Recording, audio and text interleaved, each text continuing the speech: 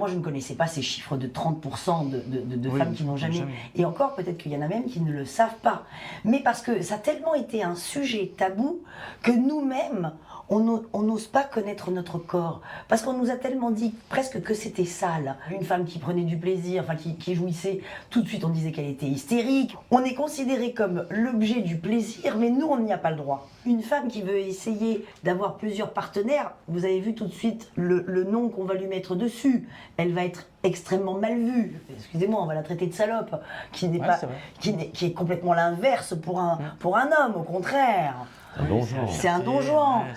Donc tout de suite on nous a mis dans un truc. Donc même nous, parfois quand on a des partenaires qui nous demandent ce qu'on aime, parfois même nous-mêmes, c'est pas au-delà du fait qu'on n'ose pas en parler, on n'ose pas parce que finalement on se connaît pas, on ne sait pas. Donc cet objet qu'il va inventer cet homme, c'est juste aussi une façon de connaître notre corps et de pouvoir en parler avec notre partenaire. Parce que finalement cet objet, on ne parle que de l'orgasme, mais bien sûr que c'est hyper important, mais ça nous permet surtout de nous connaître et de pouvoir maintenant en parler avec notre partenaire. Là, on le voit là dans les débats, c'est absolument merveilleux. Et d'ailleurs, on se rend compte l'impact qu'a le film en 1h30. C'est-à-dire que quand on arrive, qu'on présente le film et qu'on demande s'il y a des femmes qui ont des sextoys, les femmes, elles sont comme ça.